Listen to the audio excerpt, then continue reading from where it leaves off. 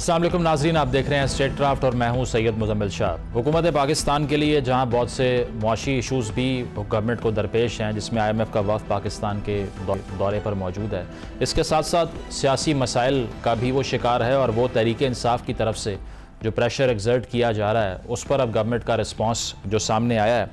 राना सनाउल्लाह साहब ने यह बात की कि अगर इस नौइयत के बयानात बानी तहरीक इंसाफ देते रहेंगे तो कानून नाफिज करने वाले इदारे फिर क्रैकडाउन करेंगे और फिर रोना नहीं चाहिए आपको। मैसेज यही गया कि अगर PTI की तरफ से कोई ऐसी कोशिश की जाती है कि जब तक उनके एक्स चेयरमैन को जेल से निकाला नहीं जाता धरना दिया जाएगा, जिस तरह से पहले भी इज़हार कर चुके हैं अली अमीन साहब, तो गवर्नमेंट भी हाई हैंडेडनेस से इसका जवाब देगी। और इसके साथ साथ ये कि राना सनाउल्लाह साहब ने ये भी कहा कि इस सारी सूरत हाल के अंदर जो ब्लेम है सारा वो तहरीक इंसाफ पर ही आएगा ऑब्वियसली, क्योंकि अगर वो निज़ाम बंद करती है या धरने दिए जाते हैं, एहतजाज होते हैं और इस नौइयत के एहतजाज होते हैं, तो वो बात अपनी जगह के तहरीक इंसाफ ये कह रही है कि हम पुरअमन एहतजाज करेंगे। सवाबी के जलसे में भी गंडापुर साहब ने यही कहा कि जल्द फाइनल कॉल दी जाएगी, कफन बांध कर निकलेंगे। लेकिन हुकूमत एक्सपेक्ट करती है कि इसको डील करने के लिए ताकत का इस्तेमाल करना पड़ेगा। तो अब देखना यह है कि ये कन्फ्रंटेशन कितना आगे जाती है, हुकूमत का रिस्पॉन्स इस पर क्या हो सकता है, इस पर गुफ्तगू करते हैं। खुर्रम साहब ज्वाइन कर रहे हैं, नून लीग के सीनियर रहनुमा हैं। शुक्रिया खुर्रम साहब आपके वक्त का। इससे पहले कि जो लोकल पॉलिटिक्स है उस पर बात की जाए, जो कि होती रहती है इस मुल्क में, एक बहुत बड़ा जो ग्रेव कंसर्न सीरियस इशू है वो स्मॉग के हवाले से है। मुल्तान का AQI 2000 क्रॉस कर गया, लाहौर का 1000 के अराउंड जा रहा है और अक़वाम मुत्तहिदा की रिसेंट रिपोर्ट कहती है कि तकरीबन 1.5 करोड़ बच्चे जो हैं इससे मुतासिर होंगे और लाहौर के जो शहरी हैं उनकी एवरेज लाइफ स्पैन में से 5 साल कम हो रहे हैं। ये तो सबसे बड़ा अलार्मिंग इंसिडेंट होना चाहिए। लेकिन तनकीद ये होती है कि मरियम साहिबा का स्विट्ज़रलैंड जाना शायद इंडिफरेंस है इस सारी सूरत हाल से। जी, बहुत सीरियस इशू है पोल्यूशन का, लेकिन उसके जो असबाब हैं वो वाज़े होने चाहिए। सबसे बड़ा सबब उसका जो गाड़ियां हैं या इंडस्ट्रियल स्मोक है जो खुद इन शहरों में से प्रोड्यूस होता है। उसके बाद उसमें कुछ हिस्सा जो है जो सरहद के पार से हिंदुस्तान से जो लोग वहाँ फसलें जला रहे हैं उसकी भी एक कंट्रीब्यूशन है, और फिर उसके बाद छोटे फैक्टर्स हैं। तो इससे अगर हमें टैकल करना है तो इसको तो कुछ थोड़ा सा मीडियम टर्म में टैकल करना होगा अगले 3 से 4 साल में। एक तो वफाकी हुकूमत को जो स्टैंडर्ड्स हैं जिसके तहत पाकिस्तान में गाड़ियां और मुख्तलिफ जो व्हीकल्स हैं, असल इस पर बहुत बड़ा कंसर्न जो है मोटरसाइकिल और चिंची का है, जो कि बड़ी इनएफिशिएंट फ्यूल का यूज कर रहे हैं, इसकी वजह से इशूज उठ रहे हैं। इन सब के स्टैंडर्ड्स को टाइट करना होगा और उसके साथ ही जो पाकिस्तान में ईंधन जलाया जा रहा है मुख्तलिफ किस्म का, ना सिर्फ पेट्रोल भी और बल्कि जो LPG है उसके ऊपर भी हमें नजर दौड़ानी होगी कि किस तरह इसको जो है बेहतर किया जा सकता है। और फिर एक ऐसी चीज जिसके ऊपर क्रिटिसिज्म तो बहुत हुआ है माजी में, लेकिन इसको सीरियसली सोचना है कि इन शहरों में जो पब्लिक ट्रांसपोर्ट है उसको मजीद बेहतर करना है, बजाय ये कि हम इसको क्रिटिसाइज करें, इसको मजीद बेहतर करें ताकि लोग अपनी गाड़ियां या मोटरसाइकिल या चिंची उस पर सफर करने की बजाय वो बड़ी पब्लिक ट्रांसपोर्ट में सफर करें। वो पब्लिक ट्रांसपोर्ट जो है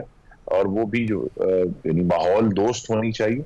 इस्लामाबाद में और कुछ हद तक लाहौर में भी नई बसें आई हैं जो बैटरी पावर्ड हैं, इलेक्ट्रिकली ऑपरेटेड हैं। यही हमें जाना है कि तमाम जो पब्लिक ट्रांसपोर्ट है वो माहौल दोस्त हो, ज्यादा से ज्यादा लोग पब्लिक ट्रांसपोर्ट तक पहुंच सकें, ताकि इसी के जरिए 3 से 4 साल में अगर हम ये सारे अपने जो स्टैंडर्ड्स, अपने फ्यूल स्टैंडर्ड्स और दूसरा पब्लिक ट्रांसपोर्ट यूज कर पाए, वो कर सकें। और आखिरी बात ये करनी है कि सिर्फ पंजाब मुतासिर नहीं है, पेशावर का AQI भी 2000 क्रॉस किया 2 दिन पहले। अच्छा, इस पर देखें ना, नून लीग की जो डेवलपमेंट पॉलिसीज़ थी, चूँकि मैंने एक रिसर्च देखी पिछले 20 साल में सिर्फ लाहौर शहर में 70% डिक्लाइन हुआ है ट्री कवर में, और 2008 से 18 तक भी हुकूमत थी, अब फिर हुकूमत है। तो उस पर तनकीद ये होती है कि डेवलपमेंट तो की लाहौर शहर के अंदर मुस्लिम लीग नवाज़ ने, लेकिन एनवायरनमेंट फ्रेंडलीनेस को अवॉइड कर दिया और उसका नतीजा ये है कि लाहौर के शहरी अब लिटरली एक जहर में जो है वो सांस लेने पे मजबूर हैं आजकल। जी, ये इशू बड़ा संजीदा है, लेकिन इसको सिर्फ ठीक है क्रिटिसिज्म हो सकता है पॉलिसी के ऊपर, लेकिन शहरों ने तो पूरी दुनिया में शहरों की जो अर्बन ग्रोथ है उसमें एक बहुत बड़ा इजाफा हमने देखा है, खासतौर पर 20वीं सदी के आखिरी जो 50 साल थे पोस्ट वर्ल्ड वॉर 2। तो लिहाजा मुस्तकिल जो अर्बनाइजेशन है वो हो रही है, और अब जबकि ये कंसर्न बहुत हमारे सामने है और हमारी आंखों के सामने नजर आ रहा है, तो इसे गवर्नमेंट ने पॉलिसी के जरिए भी, अवेयरनेस के जरिए भी, और जहां जरूरत पड़ेगी सजा के जरिए भी टैकल करना है। एक और बड़ा सीरियस इशू है कि हमारे शहरों के इर्द गिर्द जो इलाके हैं, सबर्ब्स, खास तौर पे जहां भी इंडस्ट्रियल शहर है, चाहे वो मुल्तान है या लाहौर है या पेशावर है, उसके इर्द गिर्द जो है ऐसी फैक्ट्रियां मौजूद हैं जो बहुत ही मुज़िर किस्म के ईंधन इस्तेमाल करके अपना काम कर रही हैं। तो इसके ऊपर जो स्ट्रिक्ट कानून का इतलाक है वो भी एक हिस्सा है इस सारी चीज का। और ये जरूर है कि हुकूमत ने, और मरीम नवाज साहिबा जब तशरीफ लाती हैं, उन्होंने पहले भी इसके ऊपर काफी काम किया, लेकिन ये जो पूरी प्रायोरिटी है या टैकल होना है वो स्मॉग आने के बाद नहीं, उससे 6 महीने पहले से इसको टैकल होना। सही। चलें मुल्क की सियासत पर आ जाते हैं। इमरान खान साहब की तरफ से कहा जा रहा है कॉल दी जाएगी। गंडापुर साहब ने कहा कि इस महीने कोट अनकोट फाइनल कॉल का हम इंतजार कर रहे हैं, कफन बांध के निकलेंगे।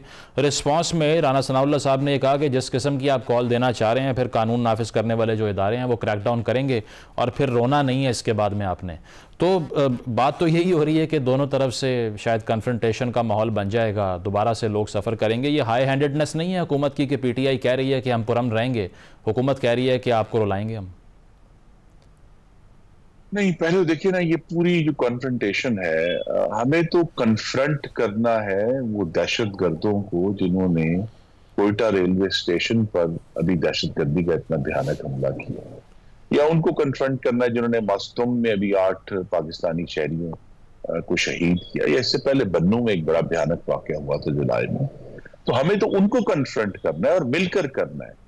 लेकिन PTI चूंकि बजिद है कि उन्होंने खैबर पख्तूनख्वा के वसाइल जो हैं वो बजाय अपने शहरियों पे सर्फ करने के, उन्होंने उसको वफाक पर या अपने एहतजाज के ऊपर खर्च करना है। तो अगर तो वो पुरअमन रहते हैं तो हम उनकी बात मान लेते हैं, और अगर वो पुरअमन रहेंगे तो कोई ऐसा इशू नहीं होगा। लेकिन ऐसे हालात में जब पै दर पै मुल्क में दहशतगर्दी के हमले हो रहे हैं, तो मामला सिर्फ एहतजाज को टैकल करने का नहीं होता। जो लोग उस एहतजाज के इर्द गिर्द रहते हैं उनकी जिंदगियों और जानो माल की हिफाजत भी हुकूमत की उतनी जिम्मेदारी है जितनी किसी एहतजाज को टैकल करने की। तो लिहाजा ये सब इशूज उसमें जगह शामिल है, और बेहतर यही है कि जो उन्होंने अब कफन, अब जो खबर तो यही है कि कफन की बजाय वो अमरीकी झंडे सर पर बांध कर आएंगे, जिस किस्म के वो शादियाने बजा रहे हैं ट्रंप के इलेक्ट होने पर। तो लिहाजा वो अमरीकी झंडे सर पर कफन बनाकर पहनकर आ जाएं, और अगर तो पुरअमन रहेंगे तो पुरअमन तरीके से उन्हें एहतजाज की इजाजत होगी। लेकिन ये जो उनका ख्याल है कि वो अपनी मनमानी से अपनी मर्जी की जगह पर एहतजाज कर सकते हैं, इस पर जरूर एक इख्तलाफ है। लेकिन अगर वो एहतजाज करना चाहते हैं तो आपने देखा है सवाबी में भी उन्होंने किया है, और लेकिन उनका ये ख्याल है कि सिर्फ डी चौक में ही आकर एहतजाज होगा, तो ये तो फिर मामला आज की दहशतगर्दी की सूरत हाल में एक मुश्किल सूरत है। तो उनको भी कुछ इस पर सोच विचार करनी चाहिए, और हुकूमत तो यही चाहती है कि मामला पुरअमन रहे। बड़ी मुश्किल से मुल्क में मुआशी इस्तेकाम हासिल किया गया है, और उसको कायम रखने के लिए जरूरी है कि अब दहशतगर्दी से हम निमट रहे हैं एक और पैराए में, लेकिन सारी फोकस जो है इस पर बजाय कि हम आपस में मिलकर इस दहशतगर्दी के अफरीद से निपटें। अगर बरसरे पैकार रहेंगे तो मुल्क आगे नहीं बढ़ पाएगा, जो बड़ी मुश्किल से अब स्टेबलाइज हो रहा है। खुर्रम साहब, इस पे देखें ना, ये पाकिस्तान की तारीख भी बताती है कि कोई ऐसा एहतजाज नहीं होता इस नौयत का जो कि करने से किसी की हुकूमत ही गिर जाए। तो ये गवर्नमेंट रियलाइज़ क्यों नहीं करती कि जब इस नौयत के क्रैकडाउन होंगे या आप ओवरली सीरियस लेंगे इसको, तो उससे तो उनकी रेलेवेंस में इजाफा होगा, बिकॉज उनका तो नैरेटिव ही है कि दीवार से लगाया जा रहा है। तो अगर नॉन इंगेजमेंट की पॉलिसी आप इख्तियार कर लें तो मेरा नहीं ख्याल कि इस पर कोई इतना बड़ा नुकसान गंडापुर साहब पहुँचा लेंगे आपको सड़क पर बैठ के या बाहर आकर।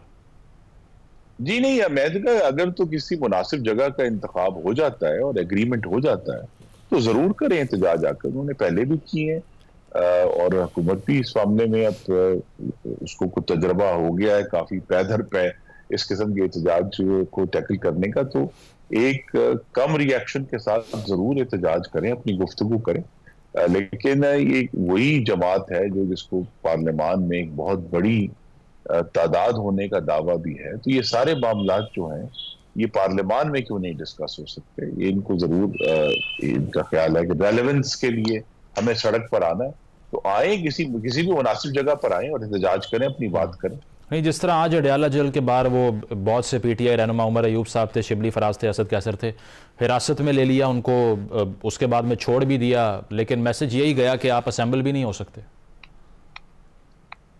जी, जो उस डे टू डे की कैलकुलेशंस हैं वो तो जो इस वक्त मामलात को देख रहे हैं वजीर जो दाखिला हैं वही इस पर बेहतर बात कर सकते हैं, या हुकूमत पंजाब है। लेकिन जैसा मैंने कहा, मुल्क में दहशतगर्दी का फरीक मौजूद है, थ्रेट मौजूद है, और उसको सामने रख कर ही हमें ये जो असेंबल होने का एक राइट है पाकिस्तान के कैदियों का, उसको इस्तेमाल करना है ताकि सबकी जो जानो माल है उसकी हिफाजत हो सके, सिर्फ एहतजाज करने वालों की। और इसके अलावा कोई नेगोशिएशन, कोई बैकडोर बातचीत चल रही है पीटीआई की क़यादत से कि वो अब जितना टेन्योर रह गया है एटलीस्ट सड़कों पे आए बगैर पार्लियामान में बैठकर गुजार लें, बातचीत कर लें आपके साथ?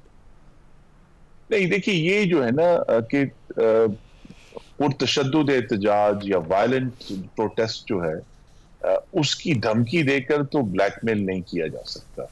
वो उनके पास मौका मौजूद है, और असल जो हमारी नजर में इशू ये है कि ये सारा एहतजाज सिर्फ किसी एक शख्स की रिहाई के लिए है।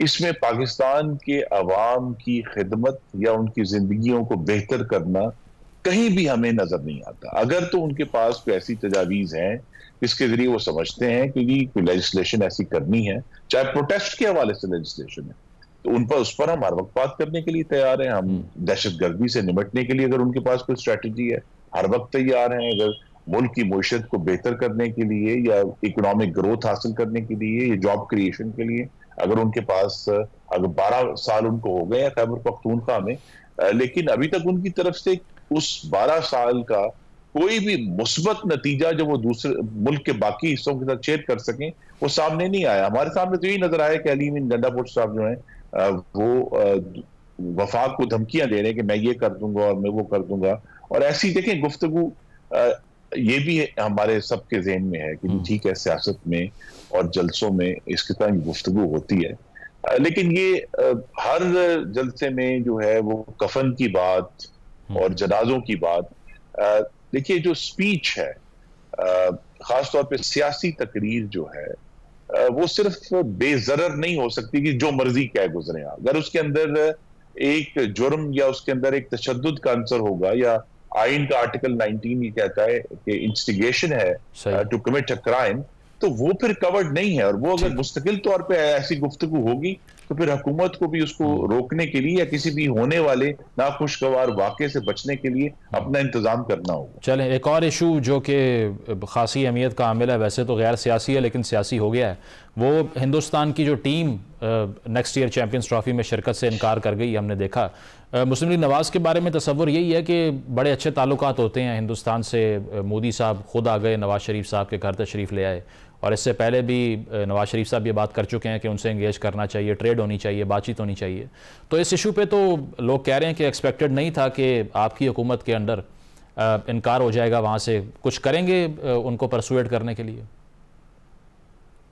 जी, एक पूरी संजीदा कोशिश की जा चुकी है, और लेकिन नरेंद्र मोदी की तरफ से मुस्तकिल जो पाकिस्तान मुखालिफ और मुसलमान मुखालिफ गुफ्तगू जो है, तासुब का इजहार जो है, उसने पाकिस्तान को ये कदम लेने पर मजबूर किया है। और उसमें कुछ मुजम्मिल साहब जो कमर्शियल इश्यूज हैं आईसीसी के और पाकिस्तान की जो हकूक है बतौर एक मेजबान के, वो भी उसमें शामिल है कि इसको एक मुस्तकिल इस्तेमाल बतौर हथियार इस्तेमाल नहीं किया जा सकता कि अगर हम नहीं आएंगे तो फिर न्यूट्रल जगह पे कर लें।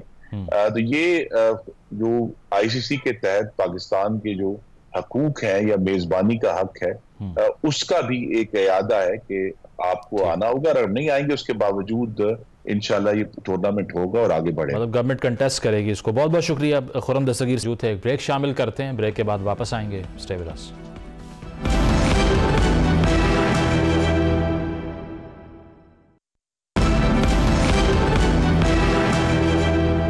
वेलकम बैक नाज़रीन। IMF का वफ्द 5 रोज़ा दौरे पर पाकिस्तान में मौजूद है और ये अनस्केजुअल्ड दौरा इसीलिए कि वैसे ये 2-3 महीने के बाद होना था, लेकिन पहले इसीलिए हुआ कि बहुत से टारगेट कहा जा रहा है कि मीट नहीं किए जा रहे थे। इसमें बताया ये जा रहा है कि अखराजात कम करने का या फिर 189 अरब रुपए के टैक्सेस लगाए जाने का मुतालबा किया जा रहा है और साथ साथ ये कि जो रेवेन्यू टारगेट्स हैं उसमें पंजाब का भी खसारा सामने आया, बाकी सूबों ने सरप्लस बजट दिया, ये भी एक पॉइंट ऑफ कंसर्न है। ये भी कहा जा रहा है कि मिनी बजट लाए जाने का भी खदशा मौजूद है। खदशा इसीलिए कि पहले ही सैलरी क्लास को बहुत टैक्स किया गया है, अब दोबारा से यही एक्सपेक्टेशन है कि उन्हीं को टारगेट किया जाएगा। चूँकि ताजिर दो स्कीम जो हुकूमत ने बनाई उसमें जो कलेक्शन का जो रेवेन्यू इकट्ठा करने का उनका टारगेट था वो तकरीबन 10 अरब था, लेकिन किया 17 लाख रुपए, जो कि बहुत बड़ा शॉर्टफॉल है। इस चैलेंज को हुकूमत कैसे फेस करेगी, PIA की निचकारी पे क्या हो सकता है, IPPs की रीनेगोशिएशन कितनी कारगर साबित होगी, इस पर बात करते हैं। खुर्रम हुसैन साहब ज्वाइन कर रहे हैं, is an expert on economy. Khurram साहब बहुत शुक्रिया आपके वक्त का। बताइएगा, IMF का वफ्द अब मौजूद है पाकिस्तान में और जो ब्रीफिंग उनको दी जा रही है, तो जुलाई से सितंबर तक की हम बात करें तो बाकी सूबे तो सरप्लस में रहे, लेकिन पंजाब का खसारा 160 अरब रुपए का था। ये बुरी खबर है और इस पर क्या रिस्पांस हो सकता है IMF का?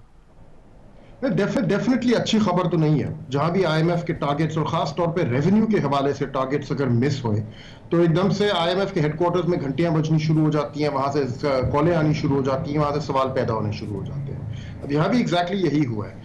जो अभी IMF की टीम आई हुई है ये स्केड्यूल्ड विजिट नहीं है, ये एक अनस्केड्यूल्ड विजिट है। IMF का जो अगला स्केड्यूल्ड विजिट था वो जनवरी के महीने में था और ये उन्होंने बाकायदा ऐलान करके कहा है कि अनस्केड्यूल्ड विजिट पे आ रहे हैं क्योंकि 190 अरब रुपए का एक तो रेवेन्यू कलेक्शन के टारगेट में खसारा आया है, ऊपर से एटलीस्ट एक सूबे ने, पंजाब ने मिस किया अपना सरप्लस का टारगेट। और आई थिंक उनको भी इतना पता है इस चीज का कि पंजाब को आजकल चला कौन रहा है और किसका हाथ है पंजाब के चीफ मिनिस्टर के पीछे।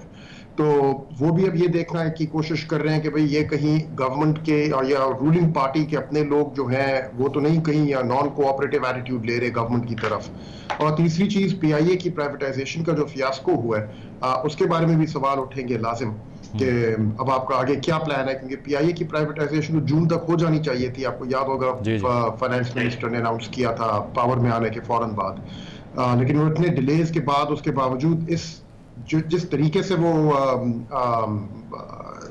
उसमें फियास्को हुआ है, अब सवाल वहां भी पैदा होंगे। तो काफी हद तक सवाल तो पैदा हो रहे हैं, लेकिन आई डोंट थिंक अभी ये फीलिंग कहीं है कि इसकी वजह से प्रोग्राम डिरेल हो जाएगा। खुर्रम साहब, PIA के हवाले से जो आपने बात की है ना, उसमें आपको लगता है गवर्नमेंट ने बहुत एम्बिशियस टारगेट रख दिया। एक बैंकरप्ट एंटिटी है, अगर उसको कोई खरीदना चाह ही नहीं रहा उस प्राइस के करीब भी जो आप एम कर रहे हैं, तो ये फैसला सही था हुकूमत का? देखिए, फैसले में तो वो मजबूर थे, उन्होंने कमिटमेंट दी भी थी और इस इदारे को अब आगे लेके साथ चलने की गुंजाइश नहीं है। 10 साल से ऊपर हो गए हैं और आई थिंक लॉसेस के अलावा और कोई चीज उस इदारे ने प्रोड्यूस नहीं की। तो मजबूर तो थी government. I think along the way mistakes हुए हैं लाजिम, no doubt about it. Transaction structure में अगर कोई ऑल्टरेशंस लाई गई हैं, क्योंकि ये फवाद साहब का बनाया हुआ ट्रांजैक्शन स्ट्रक्चर था जब वो इंटरिम गवर्नमेंट में थे।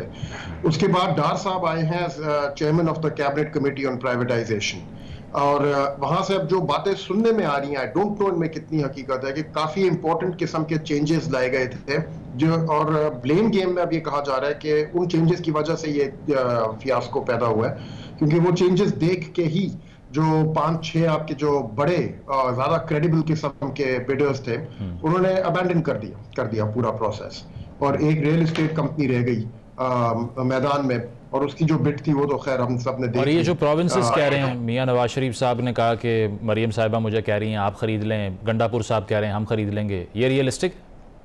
नहीं, ये तो रियलिस्टिक नहीं है। ये खाम में आते लोग अब सुबह ही उनके आके दखल दे रही हैं सारे प्रोसेस में। अब तो कराची चेंबर ऑफ कॉमर्स या मेरे ख्याल में इधर उधर से भी आनी शुरू हो गई बातें कि हम ताजर बिरादरी भी मिलके कराची की जो है पैसे इकट्ठे करके हम खरीद लेंगे। लेकिन आई थिंक अब काफी एक मेजर प्रॉब्लम खड़ी हो गई है उनके सामने कि भाई अब आपने करना क्या है इस इदारे के साथ, क्योंकि इसको आगे लेके चलने की तो कोई गुंजाइश नहीं है, और अब इसको प्राइवेटाइज करने की कोशिश की और वहां भी ये फियास्को हो गया। वैसे खुर्रम साहब, sorry to cut you, but इस पे जिस तरह से वो नॉम चॉम्स्की ने कहा था कि प्राइवेटाइजेशन का प्रोसेस शुरू ऐसे होता है कि पहले डेलिबरेटली इदारों को डीफंड किया जाता है, उसके बाद में आवाम को बताया जाता है ये मेल फंक्शन कर गए हैं, अब इनको बेच देते हैं। PIA के साथ भी यही हुआ है? नहीं, PIA के साथ आई डोंट थिंक डिफंड, जितनी फंडिंग PIA में डाली गई है और गवर्नमेंट की तरफ से सपोर्ट की गई है, उसकी सॉवरेन गारंटीज दी गई हैं कि उन गारंटीज के अगेंस्ट PIA जाके कमर्शियल लोन्स ले सके, उतने पैसों से तो एक मेगा डैम बन सकता था पाकिस्तान में। अच्छा। यू नो, जो accumulated losses हैं PIA के over the past 13 years, they are less than the cost of the Neelam Jhelum hydro power project. तो यहाँ तो आई थिंक प्रॉब्लम उल्टी है कि ये इदारा हद से ज्यादा पाकिस्तान की जो फंडिंग है, जो स्टेट के जो रेवेन्यूज हैं और एक्सपेंडिचर्स हैं, उनको खाए चले जा रहे हैं और इन रिटर्न कुछ दे नहीं रहा। सही।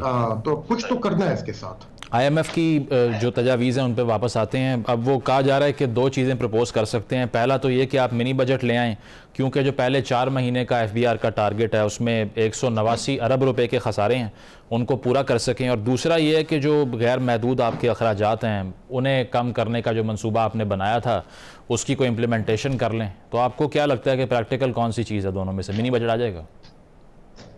I think mini budget it's looking likely, it's looking possible, क्योंकि जितना बड़ा रेवेन्यू होल आया है उसको मिनी बजट के थ्रू ही वो कर सकते हैं। अब लेकिन प्रॉब्लम उसमें गवर्नमेंट के लिए ये है कि इस नींबू को अच्छी तरह से निचोड़ तो चुके हैं वो लोग मिनी बजट में। अब आप जहां भी मजीद, और कहां से वो लेके आएंगे मजीद रेवेन्यूज?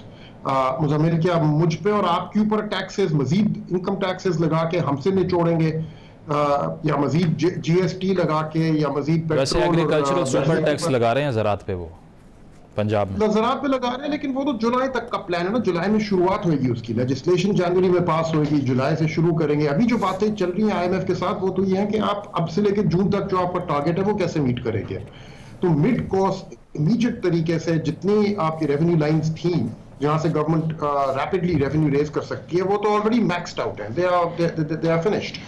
तो मिनी बजट लाना तो होगा, लेकिन अब वो कहां से निचोड़ेंगे मजीद रेवेन्यूज निकालने के लिए, that I don't know, we'll have to wait to see. और इसके अलावा औरंगजेब साहब ने ये कहा कि हमारा क्रेडिबिलिटी का और ट्रस्ट डेफिसिट का इशू है IMF के साथ, कि वो हमें ट्रस्ट नहीं करते और साथ साथ हम क्रेडिबल भी नहीं रहे, कि जो हम कमिटमेंट्स करते हैं पूरी नहीं होती। इसका कल्प्रिट कौन है? इसको कौन रिपेयर करेगा? इसका 100% कल्प्रिट गवर्नमेंट ऑफ पाकिस्तान है। और मैं सिर्फ एक किसी रूलिंग पार्टी या किसी एक गवर्नमेंट की तरफ इशारा नहीं कर रहा, ये तो आई थिंक हमारा 2021 से ट्रैक रिकॉर्ड चल रहा है। मार्च 2021 में पहले ही सेट ऑफ कमिटमेंट्स पाकिस्तान ने की थी, और देते साथ ही जैसे ही पैसे आए दिनों के अंदर अंदर उन पे मुकर गए। पैसे आते साथ दिनों के अंदर अंदर मुकरे थे। दोबारा फरवरी 2022 में यही स्टोरी हुई, और फरवरी 2022 माइंड यू, ये PTI हुकूमत थी, और फिर उसके बाद दोबारा से अगस्त 2022 में एक दफा फिर ये स्टोरी हुई। तो अब तो वो हर चीज को इतने गौर से देख रहे हैं कि दोबारा से एक चौथी दफा ये वाली चीज ना हो जाए कि पैसे जैसे रिलीज हो तो उसके बाद अपनी कमिटमेंट से मुकरना शुरू कर दें। तो क्रेडिबिलिटी गैप तो है, लाजिम है। सही। और जो elephant in the room IPPs की बात होती है, जो बड़े लॉस मेकर्स हैं, अब उस हवाले से कहा जा रहा है कि कोई टेक एंड पे मॉडल है जिसमें 18 IPPs से 2 हफ्तों में मुआहदा हो जाएगा, जिसके नतीजे में 70 से 100 अरब रुपए की बचत हो जाएगी। अच्छा इनिशिएटिव है कि एटलीस्ट रीनेगोशिएशन में तो गए हैं ना हम? नहीं, I mean, मेरा नहीं ख्याल कि कोई आई थिंक इस इनिशिएटिव में हवा ज्यादा भरी जा रही है, इसमें कोई इतना दम है नहीं। वो कैसे? पहली चीज के वो इसलिए क्योंकि देखें, अगर आपका गोल है कि एंड यूजर टैरिफ्स जो हैं बिजली के उनको कम करना हो, मेरी अभी जैसे बिजली जो है मुझे कोई तकरीबन 70 रुपए फी यूनिट बिल हो रही है, ठीक है, समर गर्मियों के महीनों में। अगर इसको कम करना है तो इन इनिशिएटिव्स के थ्रू जो अभी IPPs के साथ टैरिफ रीनेगोशिएट कर रहे हैं, उससे मुश्किल से 2 रुपए का फर्क पड़ेगा पर यूनिट, जिससे कोई फर्क नहीं, जो हमें कोई काबिल जिक्र फर्क नहीं है मेरे बिलों में। और लेकिन इनसे जो नुकसान हो रहा है, आपकी बिजनेस कॉन्फिडेंस जो लूज हो रहा है, आपके मुल्क में का जो इन्वेस्टमेंट इन्वायरमेंट है और उसमें जो आपकी स्टेट की खास तौर पर जो कमिटमेंट्स हैं उनमें जो क्रेडिबिलिटी की इरोजन हो रही है, वो I think is going to cost us more in the longer run. तो फिर वो सब एग्जैजरेशन थी, कयास आराइयां थी कि IPPs को रीनेगोशिएट कर लें तो फिर सारे मसले ही आपके हल हो जाएंगे। यस, 100% एग्जैजरेशंस थी। और उन दिनों में जब ये सारी बातें की जा रही थी तो जो लोग ये बातें कर रहे थे उनकी अपनी कैलकुलेशंस के मुताबिक कोई मुश्किल से 5 रुपए फी यूनिट का फर्क पड़ना था। एप्टमा चला रही थी इस मुहिम को उन दिनों में, और वो खुद कह रहे थे कि कोई तकरीबन 500 अरब रुपए का आप एनुअल सेविंग्स कर सकते हैं। आप मैथ्स खुद लगा लें, 100 billion units of electricity are sold every year in Pakistan. आपने 500 अरब रुपए अगर कम कर लिया, मुश्किल से 5 रुपए पर यूनिट का फर्क पड़ता है इससे, विच इज नथिंग। अच्छा, और इसके अलावा जो ताजिर दो स्कीम को हम बड़ा अप्रिशिएट कर रहे थे बहुत से लोग, के चलें टैक्स नेट में तो रिटेलर्स को लाएंगे ना, अब उसका जो टारगेट था पहली सहमाही का वो 10 अरब रुपए था, इकट्ठे कितने हुए? 17 लाख रुपए जो एक आदमी टैक्स दे दिया करता है किसी भी वर्केबल इकॉनमी के अंडर। ये तो बहुत बड़ा शॉर्टफॉल है, बहुत बड़ा शॉर्टफॉल है। और आई थिंक इस किस्म की स्कीमें ताजिर हजरात के साथ हमेशा फेल हुई हैं, ये पहली दफा नहीं है।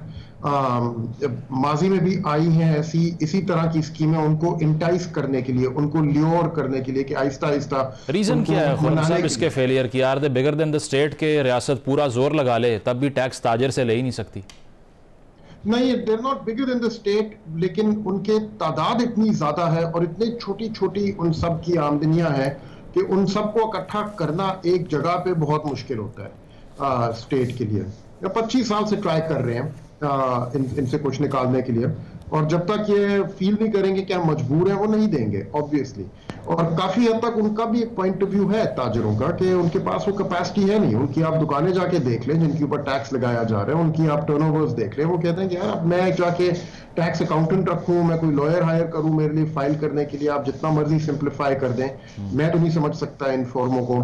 तो उनकी तरफ से भी कुछ है तो प्रॉब्लम्स, लेकिन 25 साल से जो चीज ट्राई कर रहे हैं, मेरे नहीं ख्याल वो पिछले 3 महीनों में एकदम से उसमें से कोई सक्सेस आ सकती है। मतलब हम फिर यही अज्यूम करें कि अगर मिनी बजट आता है तो उसका टारगेट वही सैलरीड क्लास होगी जो 200% ज़्यादा टैक्स दे रही है इंपोर्टर से और बिजनेसमैन से, और वही सैलरी क्लास होएगी, वही रजिस्टर्ड कॉर्पोरेट हाउसेस होंगे जो ऑलरेडी टैक्स नेट में हैं, और एनर्जी के ऊपर जो टैक्सेस होंगे, मजीद बिजली के ऊपर, मजीद पेट्रोल के ऊपर या डीजल के ऊपर टैक्सेस लगा के।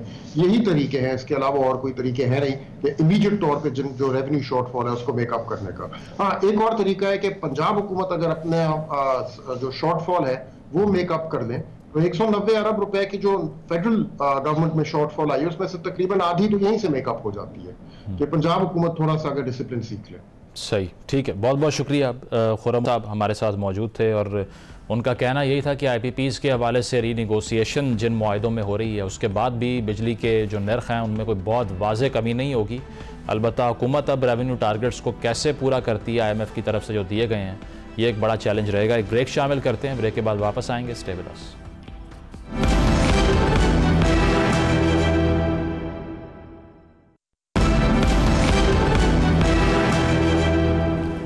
वेलकम बैक नाजरीन। पुलिस लाइन में जो खुदकुश धमाका हुआ था 30 जनवरी 2023 को, जो कि इंतहाई अफसोसनाक था, 101 लोग जिसमें शहीद हुए थे, उसमें अब बड़ी पेशरफ सामने आई है क्योंकि जो अकम्पलिस थे, जो सहूलतकार थे मुल्ज़िमान के, उसमें से एक पुलिस कांस्टेबल जिसका नाम मोहम्मद वली है, 2019 में वो पुलिस में भर्ती हुआ था, उसको कानून नाफिज करने वाले इदारे गिरफ़्तार करने में कामयाब हुए हैं और बहुत ही हैरानकुन किस्म के इंकशाफात इसमें सामने आए हैं। ये भी बताया उसने कि टेलीग्राम एप्लीकेशन के ज़रिए अफ़गानिस्तान में मौजूद उनके साथियों के साथ कम्युनिकेशन होती रही, और इसके अलावा रिक्रूटमेंट के हवाले से उन्होंने बात की। ये भी कहा कि खालिद खुरासानी की जो टारगेटिंग थी उसका बदला दरअसल ये लिया गया था। ये कितना बड़ा ऑपरेशन था, कितनी बड़ी कामयाबी है और इसके रिपरकशंस क्या होंगे, इस पर बात करते हैं। दिफाई तजिया निगार ब्रिगेडियर रिटायर्ड वकार हसन खान साहब हमें ज्वाइन कर रहे हैं। वकार साहब, शुक्रिया आपके वक्त का। बड़ी कामयाबी है यकीनन, चूँकि 30 जनवरी 2023 का जो ये वाक़या था, इसमें जो लॉस हुआ था ह्यूमन लाइफ्स का, वो 101 लोगों का शहीद होना एक बहुत बड़ा ब्लो था। 223 लोग ज़ख्मी हुए थे। ये जो मोहम्मद वली नामी शख्स की गिरफ्तारी सामने आई है, कैसे देखते हैं आप इसको? इसमें सक्सेस तो है लॉ एनफोर्समेंट की, इंटेलिजेंस की, and we salute them, IG साहब को भी। लेकिन आई थिंक इसमें एक वरिंग चीज ये है कि एक पुलिस ऑफिसर चाहे जिस भी लेवल का है, ही वाज अ कांस्टेबल, और वो 3 साल जो है इज कल्टिवेटेड, उसके बाद वो उसको एक्टिवेट किया जाता है और फिर अपने ही भाइयों को वो शहीद करवाता है एक मस्जिद में।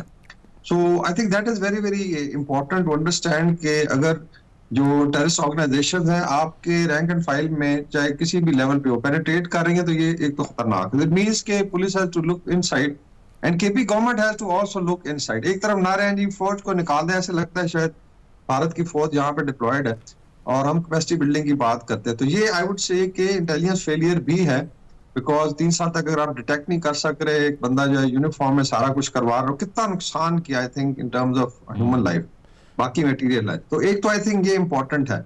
बाकी आई थिंक ज्यादा ये है कि इसमें जो एक फैक्टर है जो 2 साल से भी हाईलाइट हो रहा है, जो तालिबान 2 गवर्नमेंट के आने के बाद है, वो आई थिंक बड़ा प्रोनाउंस भी है और उसके प्रूफ्स अभी हमें बार बार उनसे शेयर करने की जरूरत नहीं है। एक एस्टैब्लिश फैक्ट हो गया कि इट इज बिकम एक एपिसेंटर ऑफ टेरर बन चुका है और उस पे रीजनल कंट्रीज ने भी बात की है। आई थिंक ये भी बड़ा जरूरी है कि अभी 2-3 वहां पे आप कह लें होस्टाइल एजेंसीज कह लें या फैक्टर्स कह लें, एक्टर्स कह लें, वो अभी तो आई वुड से एक हायर्ड गन है तालिबान, उसके साथ फिर पीछे स्पॉन्सर्स हैं। अभी इंडिया का भी विजिट हुआ है मिनिस्ट्री ऑफ एक्सटर्नल अफेयर्स का, उनका इंटरेस्ट है कि इसको डिस्टेबलाइज रखा जाए वेस्टर्न बॉर्डर को हमारे। और फिर अमेरिका का आई थिंक कहने में शर्म नहीं होनी चाहिए कि $87 मिलियन हर हफ्ते वो डायरेक्ट शिप होते हैं स्विट्जरलैंड से। अच्छा, तो वो किस खाते में जा रहे हैं तालिबान को, तो ये भी इंपॉर्टेंट है कि are they also kind of sponsoring terrorism in Pakistan, और उसका कोई हिसाब नहीं है। जब से आए हैं जब से गया है अमेरिका $17.5 अरब दे चुका है, सिगार की रिपोर्ट है यूएस की। वकार साहब, इसमें एक और क्रूशल फैक्टर भी है कि अफगानिस्तान की सरजमीन जिस तरह से इस्तेमाल हुई, सोशल मीडिया पे रिक्रूटमेंट हुआ करती थी। मोहम्मद वली ने यह बताया है कि जुनैद नामी उसका एक अकम्पलिस था इस सारी सूरत हाल में, जो वहाँ बैठ कर फेसबुक के ऊपर हायरिंग कर रहा था। तो ये कितना ग्रेव कंसर्न है कि बेशक इससे पहले की जो क़यादत थी हमारी, उसने अफ़गानिस्तान में जो रजीम चेंज हुआ उसको सेलिब्रेट भी किया, वो सब कुछ किया, लेकिन उसका फॉल आउट ये है कि उसके बाद से दहशत गर्दाना कार्रवाइयाँ बहुत ज़्यादा बढ़ गई हैं पाकिस्तान में। जी बिल्कुल, इससे मिलती जुलती आपको याद होगा लास्ट ईयर से एक और ट्रेंड था जिसमें भत्ताखोरी के लिए थ्रेट किया जाता था और एक्सटॉर्शन ऑफ मनी हो रही थी। ये भी वहां से सोशल मीडिया अकाउंट्स हैं। दैट्स वाई जब हम बात करते हैं फायरवॉल की या कंट्रोल की, बड़ा जरूरी है, बिकॉज पाकिस्तान कोई मडगास्कर या न्यूजीलैंड तो है नहीं कि आप एक साइड पे पड़े हुए, अब बिल्कुल एक कॉन्फ्लिक्ट जोन में, शटर जोन में सर्वाइव कर रहे। तो मेरे ख्याल में ये भी बड़ा इंपॉर्टेंट है जो आपने हाईलाइट किया है कि सोशल मीडिया के जरिए, और आजकल मनी लॉन्ड्रिंग इतनी आसान है कि पैसा भी पहुंच जाता है। एंड द वे देखें, बंदा गया फिर ये ट्रैवल भी करता रहा अफगानिस्तान, छुट्टी पे जाता था और लोगों को पता नहीं था। नहीं, इसमें ये रेवलेशन भी हुई है कि वो टेलीग्राम एप्लीकेशन का इस्तेमाल कर रहे थे कम्युनिकेशन के लिए, तो जो मॉडर्न टेक्नोलॉजी है उसको भी इंटीग्रेट कर लिया है टेररिस्ट ऑर्गेनाइजेशंस ने। जी बिल्कुल, तो इसीलिए आई थिंक इनको इतना वो नहीं समझना चाहिए कि ये बड़े क्रूड लोग हैं, it's a very sophisticated network, और वो समझते हैं कि वो क्या कर रहे हैं। बाकी अगर आप टारगेटिंग देख लें तो जो आपका इंफ्रास्ट्रक्चर है, मतलब बेसिकली एक फिजा कायम करनी है सिक्योरिटी की, ताकि यहाँ पे इन्वेस्टमेंट भी ना है। स्पेशली आप देखें फिर पाकिस्तान को लिंक करें तो चाइनीज इंटरेस्ट को टारगेट किया गया। फिर यही चमन बॉर्डर जिधर से ये लड़का गया था, यहीं से वो जीप भी आई थी या गाड़ी थी जिसने जाके चाइनीज को बिशाम में हिट किया था। तो इट मीन्स के ये गुजरगाह भी। फिर इसमें I think very important border control कितना मजबूत है और वहां पे कितनी आई थिंक चेकिंग होनी चाहिए डिस्पाइट टेक्नोलॉजी। अगर लोग स्नीक करके आ जाते हैं तो ये भी बड़ा जरूरी है। फिर अफगान इलीगल इमिग्रेंट्स का इशू आ जाता है कि अगर 15-16 लाख यहाँ पे हैं तो फिर आप कैसे मैनेज करेंगे, क्योंकि स्पेस बन जाती है। और जो इलीगल स्पेक्ट्रम की बात होती है जिसमें स्मगलिंग भी है, नारकोटिक्स है, डॉलर की स्मगलिंग है, वगैरह वगैरह, ह्यूमन स्मगलिंग है, तो ये सारे इस एनवायरनमेंट में ये चीजें ऑपरेट कर रही हैं। लेकिन मेरे ख्याल में इस पे पाकिस्तान को 5-6 चीजें करने की जरूरत, जो already I think they are doing it. अगर आप इजाजत दें तो मैं बस वो क्विकली हाईलाइट कर देता हूँ। वकार साहब, एक चीज़ पे कमेंट कर दीजिए कि अफगान गवर्नमेंट का इस सारी सूरत हाल पे जो रिस्पांस है, उसमें आपको लगता है कि 2 चीज़ें हो सकती हैं ना, या तो वो इनकेपेबल हैं कि इन एलिमेंट्स के अगेंस्ट वो एक्शन लें, इसके अलावा या वो इनको अपीज़ कर रहे हैं। इन दोनों में से आपको कौन सी ठीक लगती है? मेरे ख्याल में पहले तो ये आप कह सकते हैं कि उनके जो पहले 6 महीने थे, ये जो बात है जी कि रिट ऑफ स्टेट नहीं थी। अभी तो खुद क्लेम करते हैं और बड़े डंडे के जोर पे रिट ऑफ स्टेट है। 2 करोड़ खवातीन बंद की हैं उन्होंने। अभी इवन आई थिंक आपने देखा होगा जिस तरीके से अभी बाबा शौस पे हो रहा है, तो रिट ऑफ द स्टेट तो है। मे बी नॉर्थ में आप कह सकते हैं कि लेट्स से जो पुराने इलाके थे उज्बेकिस्तान या ताजिकिस्तान, वहां पे कोई इशू हो, लेकिन ईस्टर्न बॉर्डर पे अफगानिस्तान के आई think they have full control.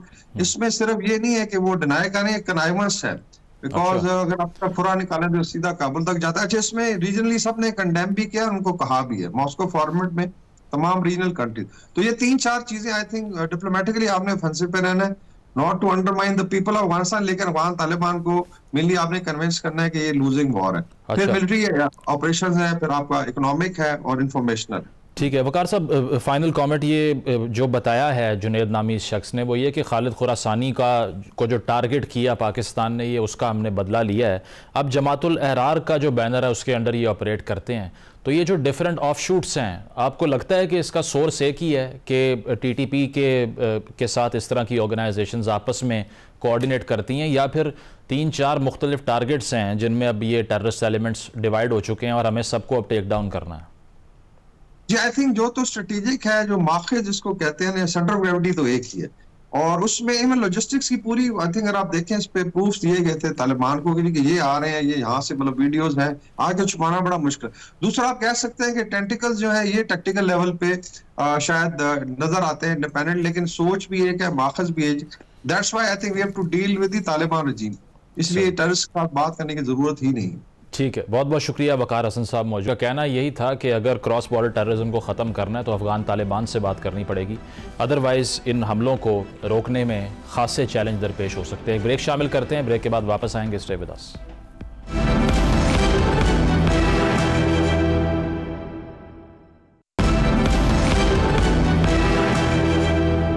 नाज़रीन, प्रोग्राम आपने मुलाहिज़ा किया, फीडबैक ज़रूर दीजिएगा। इजाज़त दीजिए, अल्लाह हाफ़िज़।